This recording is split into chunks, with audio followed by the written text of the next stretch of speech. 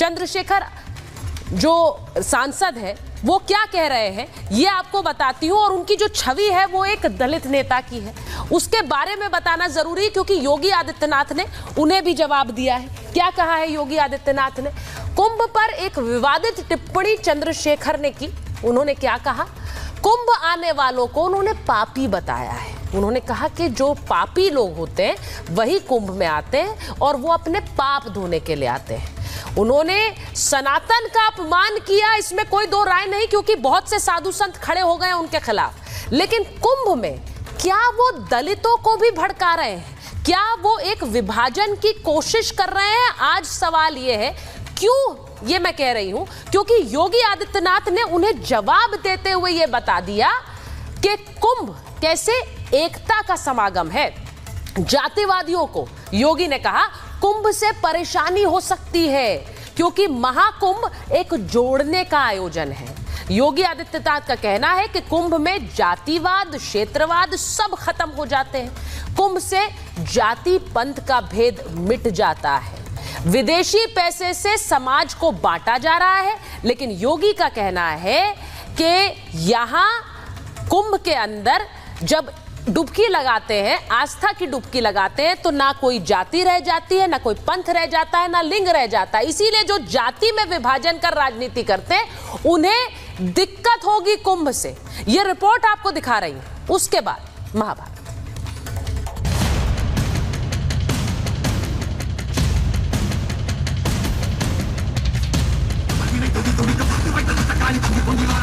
दुनिया वालों, अगर आपको तुम्हें देखना है तो कुंभ में देखो कहां जातिवाद है। महाकुंभ की अभी शुरुआत भी नहीं हुई है, लेकिन कुंभ के खिलाफ विवादित टिप्पणियों की बाढ़ आ चुकी है। कोई कुंभ में नहाने वालों को पापी कहता है। किसी को पाप धोने हैं, किसी ने पाप किया वो चला जाए। कोई बताता जो पाप करता है, आपने कोई पाप किया तो आप बता दो किसी को कि आपने पाप किए। कोई कुंभ में नहाने वालों को मौत का डर दिखा रहा है। कुंभ नहाइए, कुंभ नहा के मरे आदमी, कुंभ नहाइए, कुंभ नहा के मरे आदमी। इन सभी कुंभ विरोधियों को योगी ने करारा जवाब दिया है। इस एकता से सर्वाधिक परेशानी किसको? जो लोग विदेशी पैसे के बल पर जी इस समाज को बांटने का काम कर रहे हैं। ये जातिवादी शक्तियां वही हैं, वही काम कर रही हैं जो किसी कालखंड में किसी देशद्रोही ने किया है। महाकुंभ में स्नान करने वालों को पापी कहने वाले आजाद समाज पार्टी के अध्यक्ष चंद्रशेखर आजाद पर साधु संतों ने भी वार किया है। पापी नहीं स्नान करते, पुण्यात्मा स्नान करते हैं। जिसका पुण्य होता वही गंगा में स्नान करने आता, पापी आते ही नहीं। पापवंत कर सहज स्वभाव, भजन मोर तिहि भाव न काऊ। पापी वहां कैसे जाएगा? अगर हमारे कोई पाप हैं तो वो नष्ट हो जाएं, इसका अगर उद्योग हम कर रहे हैं तो इसमें किसी को कोई बाधा नहीं होनी चाहिए। और जो ये मान रहे हैं कि वो तो उन्होंने तो कोई पाप किया ही नहीं, निष्पाप हैं, तो ऐसे निष्पापी व्यक्ति का तो बहुत आनंद, हम लोग तो दर्शन करना चाहेंगे। महाकुंभ को लेकर ऐसे ही एक और विवाद बरेली के मौलाना शाहबुद्दीन रिजवी ने खड़ा किया था। जिस जमीन पर जो शामियाने तंबू वगैरह लगाए गए हैं, इंतजाम किए गए हैं, मेला लग रहा है, ये वक्फ की जमीन है। योगी ने शाहबुद्दीन रिजवी के इस बयान का जवाब दिया। मैं तो कभी कभी आश्चर्य होता है, ये वक्फ बोर्ड है या कोई माफियाओं का बोर्ड है, भू माफियाओं का बोर्ड बन गया। अरे याद रखना, एक एक इंच लैंड लेंगे। योगी के इस बयान के बाद शाहबुद्दीन रिजवी ने यू टर्न ले लिया और उन्होंने खुलकर न सिर्फ योगी की तारीफ की, बल्कि कुंभ आने वाले श्रद्धालुओं पर मुसलमानों से फूल बरसाने की अपील तक कर दी। उत्तर प्रदेश के मुख्यमंत्री योगी आदित्यनाथ जी को मैं खूब मुबारकबाद पेश करूंगा। वक्फ बोर्ड के जिम्मेदारों ने जमीन भू माफियाओं से मिलकर के करोड़ों की जमीनों को रेवड़ियों के भाव खुर्द-बुर्द कर दिया।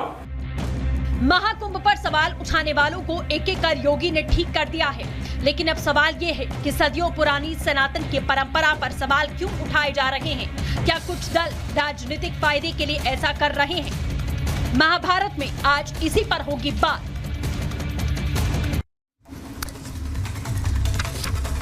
मेरे साथ महाभारत में जो मेहमान जुड़ रहे हैं, शलभ मणि त्रिपाठी जी प्रवक्ता हैं भारतीय जनता पार्टी के, विनोद बंसल जी वीएचपी के प्रवक्ता हैं।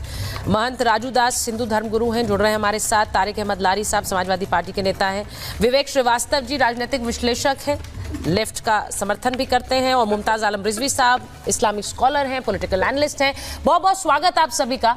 और शलभ मनी जी, कुंभ की शुरुआत हो रही है। मैं तो इतने अनगिनत लोगों को जानती हूं जो कुंभ में जाने की तैयारी कर रहे हैं, लेकिन बड़ा अजीब लग रहा है कि जब लोग जाने की तैयारी कर रहे हैं तो उतनी गिनती उनकी भी बढ़ती जा रही है जो कुंभ को लेकर बयान दे रहे हैं, विवादित बयान दे रहे हैं, और उन्हें कुछ गलत भी नहीं लग रहा है। अब कुंभ में जो जा रहे हैं सारे के सारे पापी हैं क्या? सब पापी हैं जो पाप धोने जा रहे हैं? अब देखिए, कुछ लोगों की कुंठा हो सकती है, कुछ लोगों को तकलीफ हो सकती है, भगवान उनका भी कल्याण करे।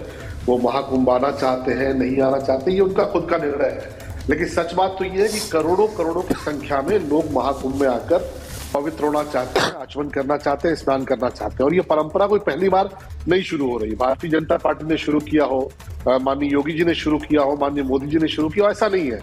कुंभ की परंपरा तो हजारों सालों से चली आ रही है।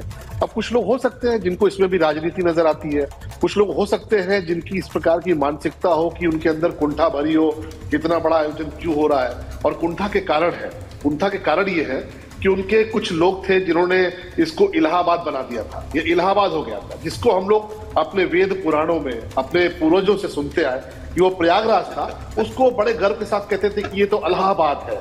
अब उनको तकलीफ हो सकती है कि इलाहाबाद प्रयागराज हो चुका है। उनको बड़ा गर्व होता था कि आजम खान जैसा व्यक्ति मंत्री बनाया जाता था, वहां भगदड़ होती थी, वहां कुंभ जाने जाने वाले तीर्थयात्रियों के साथ बदसलूकी होती थी, वहां पे लोग गुम होते थे, उनके साथ हादसे होते थे। आज वो देख रहे हैं कि पूरी की पूरी सरकार व्यवस्था में लगी हुई है। मुख्यमंत्री जी स्वयं कई बार जा चुके हैं। पूरी की पूरी सरकार किस प्रकार से करोड़ों लोगों को वहां पर सहूलियत मिल सके इसका इंतजाम कर रही है। तो उनको कुंठा हो सकती है। ये वो लोग हैं कि जो टोपी लगा लगा के रोजा इफ्तारे करते रहे, रोजा इफ्तार करें, उससे हमको आपत्ति नहीं है। और ये सब टोपी वाले रोजा इफ्तारी है, जो मौसमी रोजा इफ्तारी है। ये बाई रिलीजन इफ्तारी वाले नहीं है, ये पॉलिटिकल रोजा इफ्तारी वाले लोग हैं, मुन्ना भाई इफ्तारी वाले लोग हैं, जिनको लगता है इससे उनके वोट आएंगे। और इसलिए उनको कुंभ पर टिप्पणी करनी है, कुंभ के खिलाफ बोलना है। अगर हिम्मत है, इतने ही सेकुलर हो, इतने ही नास्तिक हो, तो जरा कभी एक बार और धर्मों पर भी बोल दो, और जो तमाम सारी रवायतें होती हैं उन पर भी बोल दो। लेकिन कुंभ पर इसलिए बोलना है क्यों? क्योंकि इनको लगता है कि इसमें राजनीति चमकाने का मौका है। लेकिन ये इतिहास इतिहास रचने जा रहा है। मैं तारिक साहब के पास जाऊं, क्योंकि आपने तो उनकी पार्टी का भी जिक्र किया, लेकिन उससे पहले मैं विवेक जी के पास जा रही हूँ। विवेक जी, उन्होंने जो बात बोली है, उन्होंने कहा कि इस तरह का जो साहस है, हिम्मत है, वो सिर्फ हिंदू धर्म पर टिप्पणी करने का है। ये साहस कहीं और है नहीं। और मैं तो चाहती हूँ कहीं भी ना हो, किसी भी धर्म पर टिप्पणी करने का साहस होता ही क्यों है। लेकिन ये कह देना कि पापी जाते हैं, सब पापी है वहां।